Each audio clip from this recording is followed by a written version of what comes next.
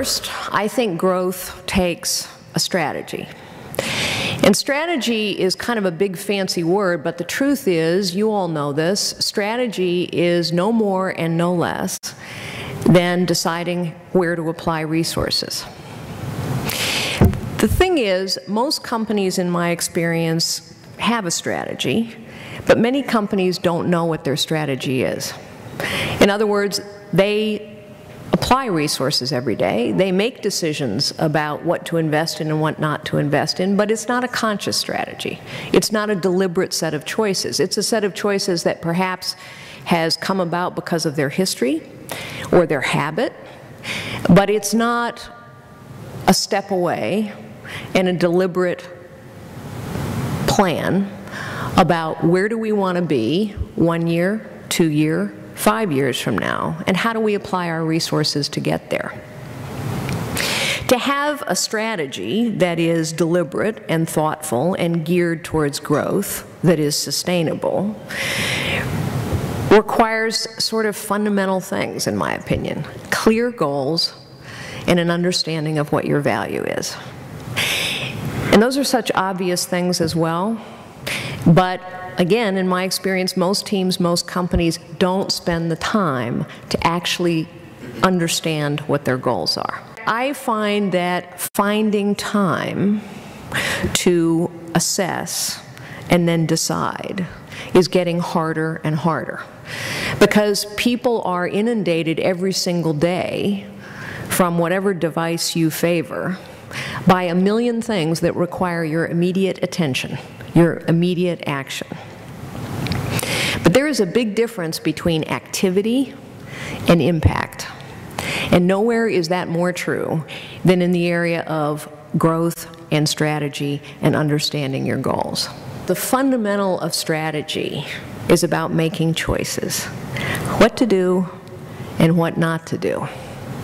And the hardest thing of all is what not to do. It's true when you're a big company because you think, oh, I have the resources, I can do this.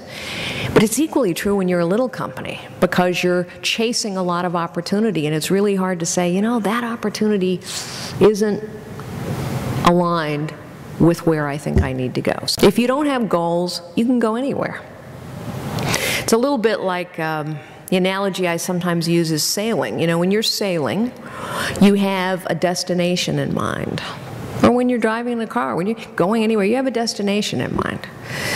And as long as you have that destination in mind, you can make adjustments as your journey progresses. You can adjust, you can tack, you can stop off the side of the road for a bite to eat, but you know where you're going.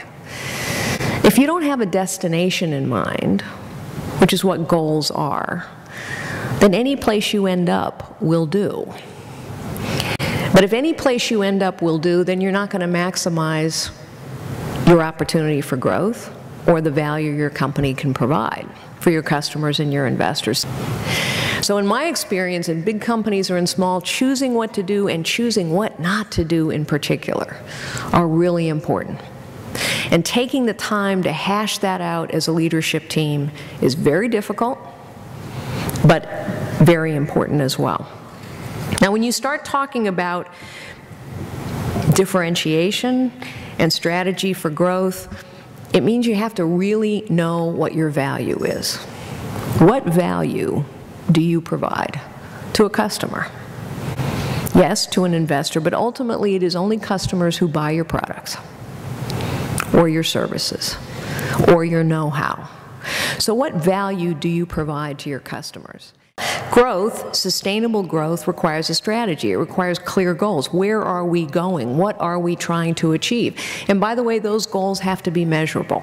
If you have goals that, you know, you can't tell whether you get there or not, then they're not goals, in my opinion. They have to be measurable and quantitative. So if you have a goal for leadership, what does that mean quantitatively in terms of revenue growth, in terms of profitability, in terms of market share, in terms of perhaps important contracts that you need to win? What's your specific, quantifiable set of goals? What is your competitive differentiation? What are you going to do really well and double down on? And what are you not going to do? Because somebody else probably can do it better than you can.